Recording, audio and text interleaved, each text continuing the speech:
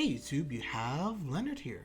Bring guys and gals, Kanojo Okarishi Masu, Rent a Girlfriend, we're on chapter 223.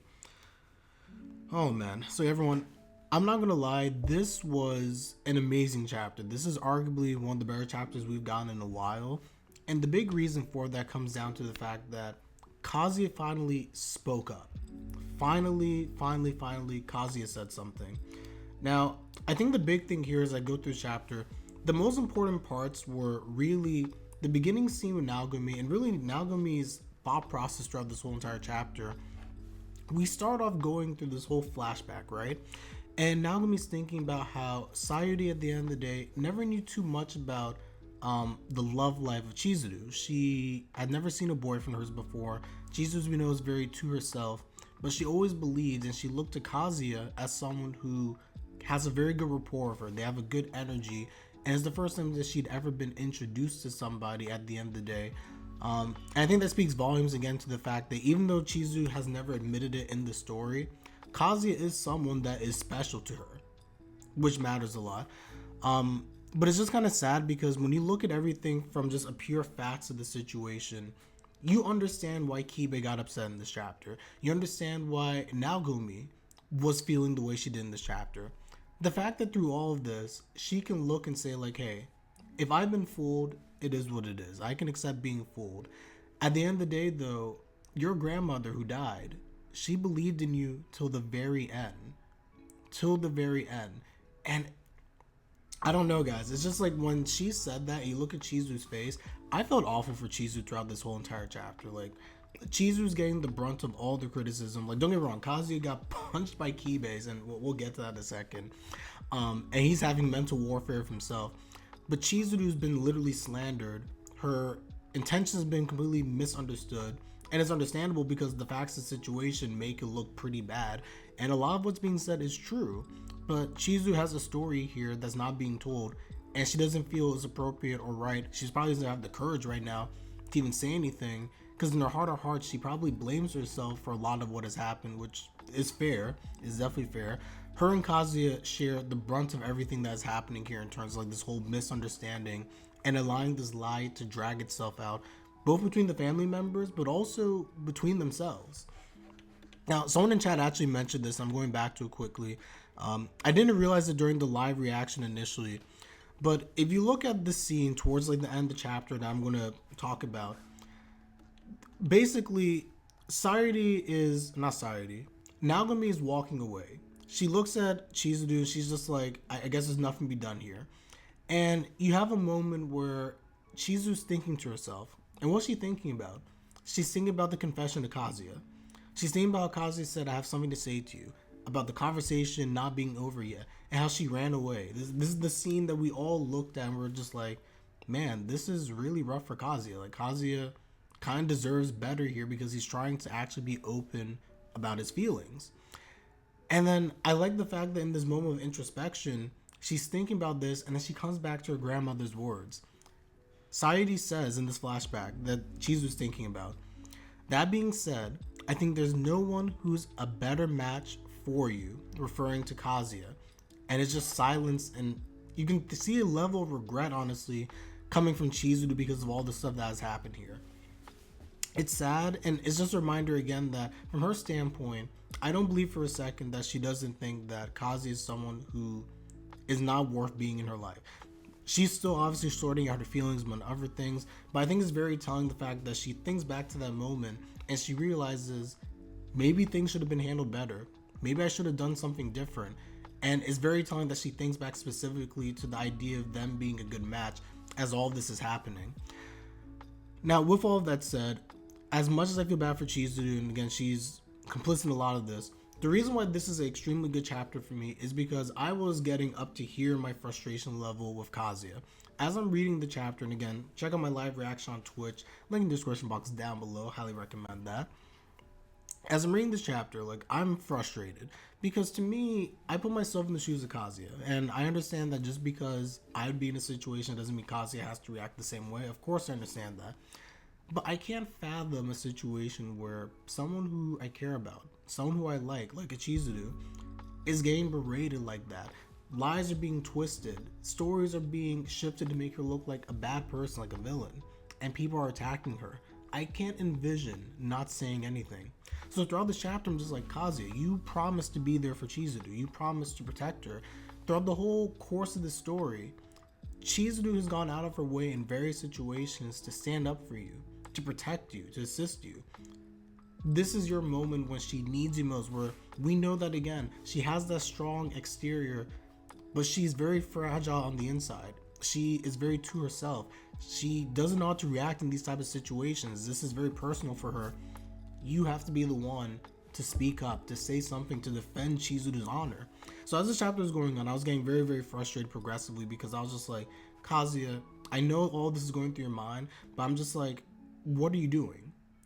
Like, this is absolute trash. I was like, if you don't say something, you're garbage.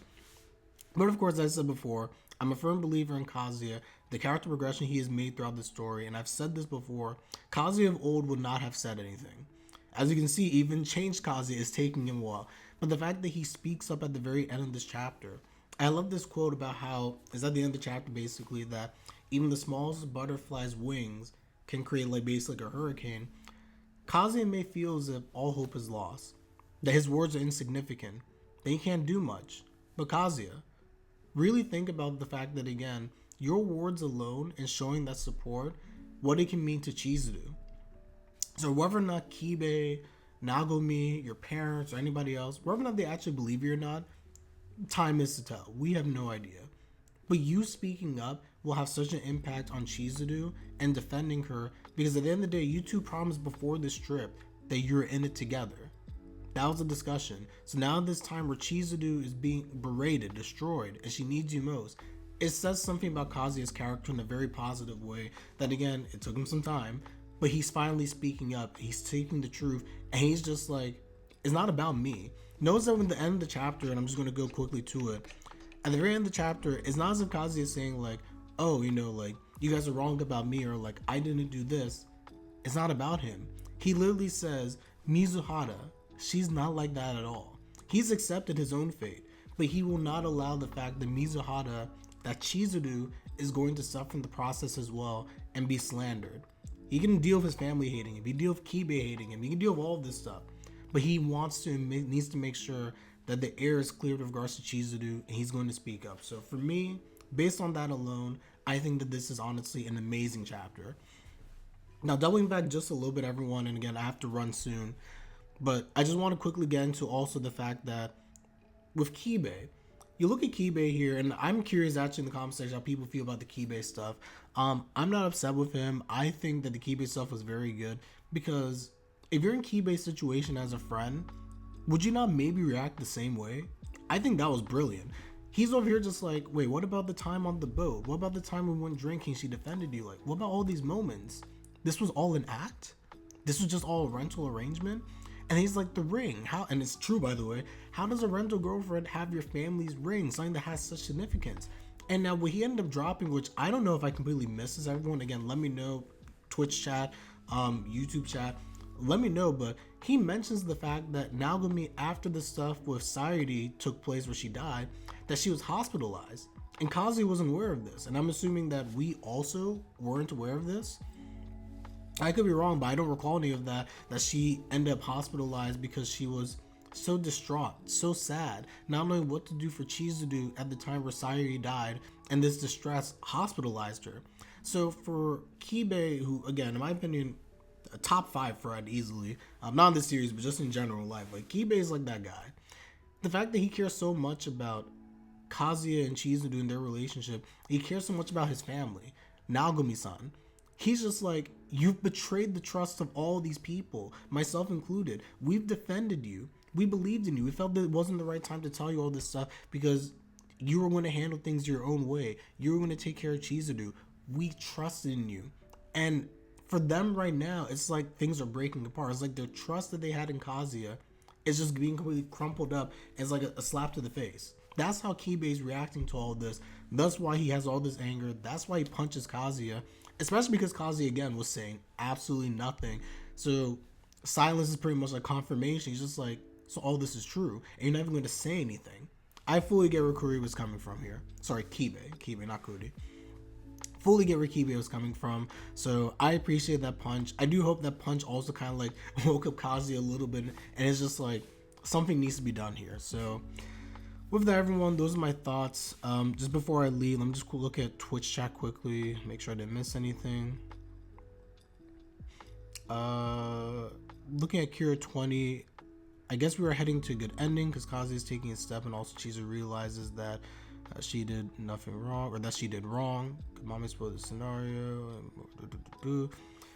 It's interesting because, and I'll get into this very, very last point. If Kazuya tells the truth, I don't think that Mami has any power to do anything else, quite frankly. Mami's whole actions are very dictated by the fact that she knows Kazuya's not going to say anything. He's not going to try and clear the air. And she slanders Chizuru, then that's game over. That's GG at the end of the day. If Kazuya actually stands up, speaks the earnest truth of the situation, and owns it at the same time, I honestly think that there's not much Mami can do. And honestly, quite frankly, looking at Mami in this chapter, man, I got angry. I just slapped this. I hate her, man. All this is going down. People are being hurt, destroyed, and she's just over there with that little devious smirk. I'm just like, you're honestly like you're literally the personification of a human dumpster fire. You're actual literal garbage, and you should disappear. That's what I have to say about Mami. This is what it is. I hope you get redeemed one day, but quite frankly, as far as I'm concerned, as of this moment in time, Mami, you're actual trash, and you need help. You need help. But anyway, with that said, that's all I got for this one, everybody.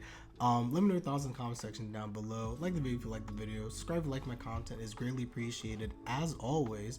And again, this chapter came a little bit late, so I had to rush this one because you can see I got things to do. So that, we're going to see what's going to happen next week. Let's see what it is that Kazuya will actually end up saying to Chizuru, to Naogumi, to keep it to everybody in this situation. And let's see how Mami reacts. Let's see how Naogumi reacts to what he has to say at the end of the day. So with that, I'm Leonard, and I'm out. Take care, everybody. Have a good one. Peace.